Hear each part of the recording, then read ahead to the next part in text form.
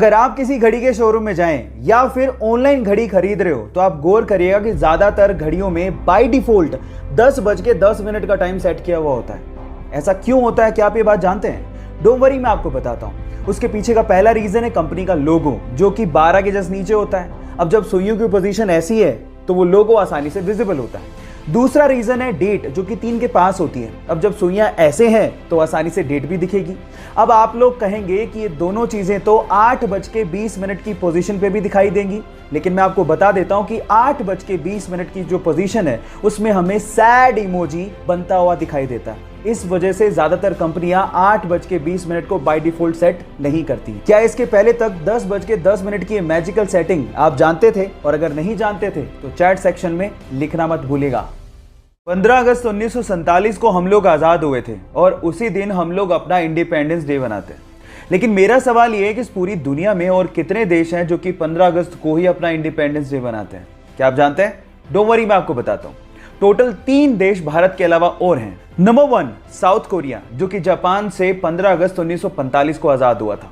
Number 2 Congo, जो कि France से 15 अगस्त 1960 को आजाद हुआ था। और नंबर 3 बहरीन, जो कि ब्रिटेन से 15 अगस्त 1971 को आजाद हुआ था। क्या इसके पहले तक इफेक्ट आप जानते थे? और अगर नहीं जानते थे तो चैट सेक्शन में लिखना मत भूलिएगा।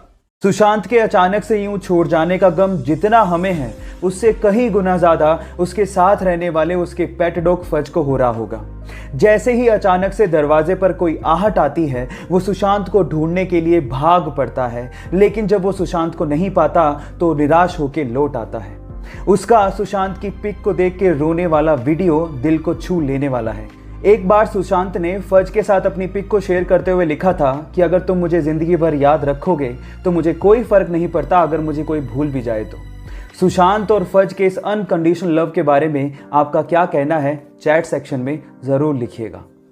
इस कोविड-19 के टाइम पे अगर आपने किसी को कॉल किया हो तो अक्सर आप लोगों ने ये कॉलर ट्यून जरूर सुनी होगी। कोरोना वायरस या कोविड-19 से आज पूरा देश लड़ रहा है। पर मेरा सवाल यह है कि इस कॉलर ट्यून में आखिर आवाज है तो है किसकी? डोंट वरी, मैं आपको बताता हूं।